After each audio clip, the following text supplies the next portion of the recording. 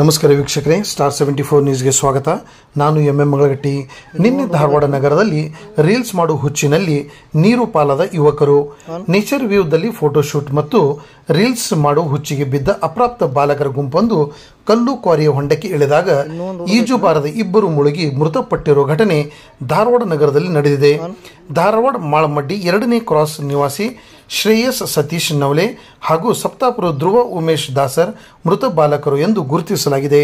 ಧಾರವಾಡ ಹೊರವಲಯದ ಮನ್ಸೂರು ಗ್ರಾಮದ ಹೊರವಲಯದಲ್ಲಿ ಕಲ್ಲು ಕ್ವಾರಿ ಹೊಂಡದಲ್ಲಿ ಈ ಘಟನೆ ನಡೆದಿದೆ.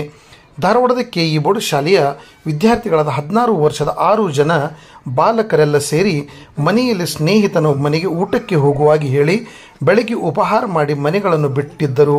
ಎಲ್ಲರೂ ಸೇರಿ ಔಟಿಂಗ್ ಹೋಗೋ ಪ್ಲ್ಯಾನ್ ಮಾಡಿದ್ದ ಇವರಿಗೆ ಇತ್ತೀಚೆಗೆ ಸ್ನೇಹಿತರ ಪೈಕಿ ಕೆಲವರು ಈ ಕಲ್ಲು ಕ್ವಾರಿಯಲ್ಲಿ ಹೋಗಿ ಈಜಾಡಿ ರೀಲ್ಸ್ ಮಾಡಿದ್ದು ತಿಳಿದಿತ್ತು.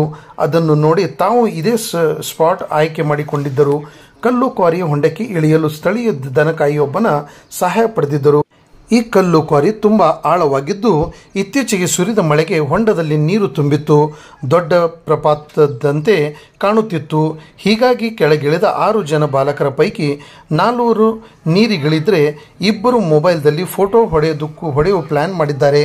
ಆದರೆ ಈ ವೇಳೆ ತೀರಾ ಆಳಕ್ಕೆ ಹೋದಾಗ ಈಜುಬಾರದ ಶ್ರೇಯಸ್ ಮತ್ತು ಧ್ರುವ ಮುಳುಗಿದ್ದಾರೆ. ಉಳಿದವರು ಹೆದರಿ ಮೇಲ್ಗಡೆ ಓಡಿ ಬಂದು ಪೊಲೀಸರಿಗೆ ವಿಷಯ ಮುಟ್ಟಿಸಿದ್ದಾರೆ.